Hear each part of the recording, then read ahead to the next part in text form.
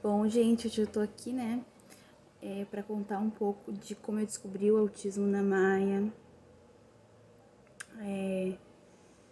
de como a gente conseguiu descobrir tudo isso tão cedo, né, porque muitas mães ainda têm dificuldade de conseguir descobrir tão cedo.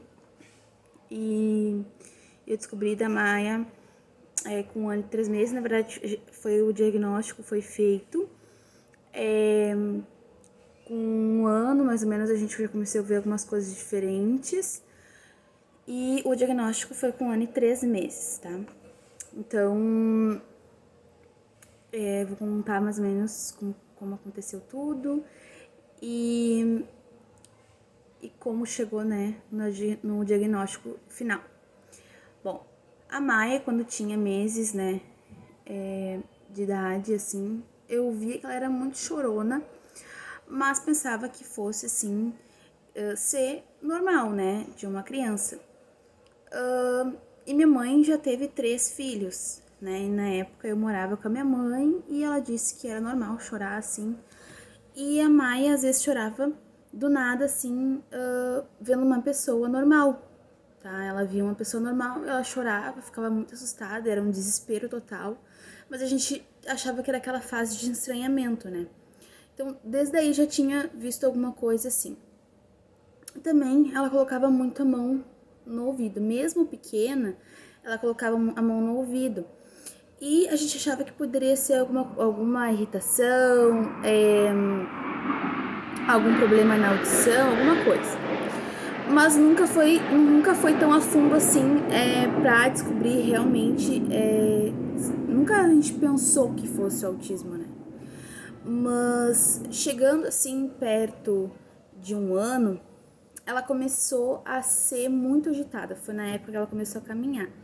Isso minha mãe dizia, né, que ela, que por caminhar e tal, ela era muito curiosa, as pessoas diziam que isso era normal.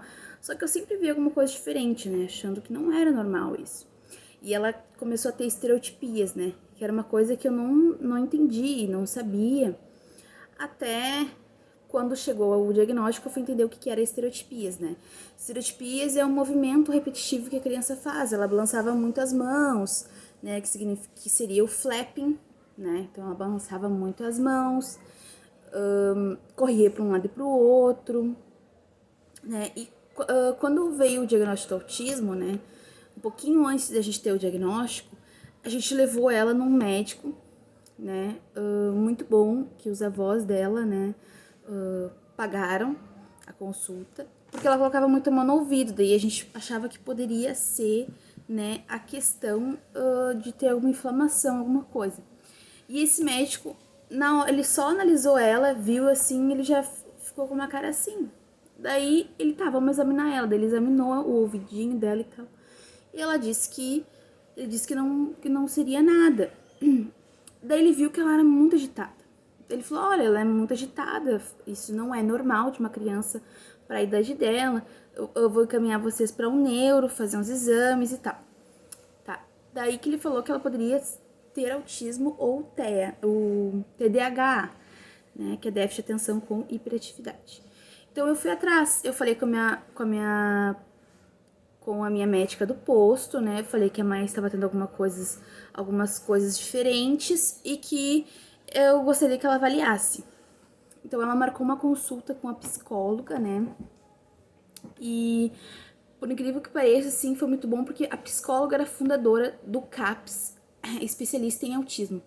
Então, na primeira consulta, assim, ela já viu que a Maia era autista, mas ela preferiu marcar uma consulta sozinha comigo pra falar, né, que seria um autismo realmente. Então, ela viu a Maia, ela tentou fazer atividades, né, e uma coisa também que eu notava muito é que a Maia mordia muito, sabe, era muito agressiva. E nessa consulta ela mordeu até a psicóloga. Então ela marcou uma outra consulta, né, pra falar comigo e falou sobre autismo, né, falou que a mãe era autista. E depois a gente foi tendo avaliações, aí chegou no laudo, né? Então a Maia tem um laudo de autismo, né? Até então o autismo dela é moderado. Ela é agora tá com 1 ano. Ops. Agora ela tá com 2 anos e 6 meses, né? Agora ela, por exemplo, eu vou falar um pouco das características que eu vi nela, tá? A partir de 1 ano ela começou a ter muita agitação, teve as estereotipias, que eram movimentos repetitivos, né? Ela não gosta muito de som alto, ela começou a enfileirar coisas, ela andava na ponta dos pés, né? Anda ainda de vez em quando. E tendo o diagnóstico, né? Logo depois a gente introduziu, né, um medicamento, tá? Que é para melhorar, assim, a parte de ser muito agitada, né? E um medicamento mesmo pro autismo, tá? E nisso começou, assim, em consultas, né? Ela já encaminhara para fazer as terapias. Ela vai começar a fazer as terapias agora, porque tudo com SUS leva um tempo, né? Então é uma coisa de cada vez. Mas ela já toma 2 medicações. Por quê, né? Porque o autismo ele tem as suas patologias. Então uma patologia que ela teve do autismo é a epilepsia, né? Mas isso eu vou falar em outro vídeo para vocês de como foi eu descobri a epilepsia nela, né? Mas a princípio agora eu vou falar do autismo para vocês. E ela teve essas características, né? E assim foi concluído, né, que ela é autista moderado, né, porque um autista leve, ele precisa de menos acompanhamento dos pais, né, e o autista moderado, ele precisa um pouquinho mais, e um severo, ele precisa totalmente dos pais. A Maia, ela precisa um pouco mais do que um autista severo, mas agora ela tá começando já a formar frases, ela tem hiperfoco, por exemplo, em letras, números e cores. Ela tem hiperfoco em línguas estrangeiras, por exemplo, inglês, espanhol, francês. Ela já fala coisas em espanhol, cores em espanhol, frutas em francês. Ela fala inglês, os números, ela fala o ABC em inglês. Ela tem eles são muito inteligentes, né? Então, o autismo ele é uma dificuldade assim mais social, né?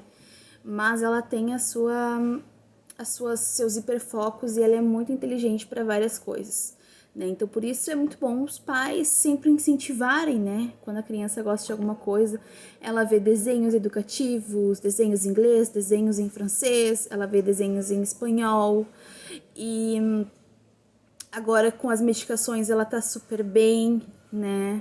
Então, ela é uma criança normal, ela brinca com outras crianças, ela gosta muito de brincar com as crianças, ela me pede para brincar com as crianças. Então, aí agora em fevereiro ela vai pra creche, então ela vai ter mais assim, mais desenvolvimento, né? Então é muito bom também ter essa parte do desenvolvimento com a criança.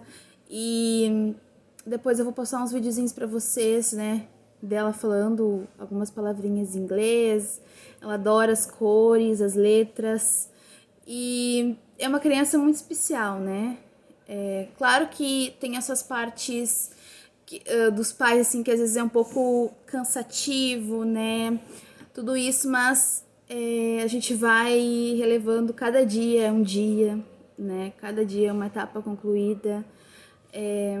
Eu sou muito feliz por ter ela na minha vida. Ela é uma criança maravilhosa, ela é muito carinhosa, ela gosta muito, ela me dá beijo, ela me dá abraço, ela diz que me ama. E ela fala, assim, ela tá falando agora super bem, ela fala as palavras super bem. Ela não teve um atraso muito grande na fala, né? Foi outros atrasos que ela teve. Mas por isso que o autismo, assim, como é que se diz, né? É que fala assim, nem parece que ela é autista, né? Mas é que não se parece que a criança é autista, né? Ela tem essas particularidades, então não fale isso pra uma mãe, né? Que ela não é autista, entendeu? Porque só a mãe sabe o que ela passa, né? Só a mãe tá junto convivendo ali com a criança. Mas é isso, né? Eu tô bem feliz, assim, com tudo que ela tem tendo, assim, todo o progresso que ela tem, assim, em questão de desde o diagnóstico até aqui. ela já tá falando várias frases, né? Ela fala assim: mamãe, mamãe, o que tu tá fazendo? Ela é muito legal. E o autismo é um espectro, né? Então pode pegar várias crianças, cada criança tem seu jeito, então não é todas iguais, né? Mas é uma coisa maravilhosa, assim, de conviver com eles, porque são muito carinhosos, ela é muito carinhosa comigo, né? Ela me beija, me abraça. Então, eu tô falando um pouquinho pra vocês, né, de como foi tudo, assim, mais ou menos. Depois eu vou falar um pouco só das características, depois eu vou falar sobre a epilepsia, que é uma patologia do autismo também. E é isso. Agradeço, curta, compartilha aí esse vídeo com outras mamães também. E agradeço por vocês estarem vendo esse vídeo.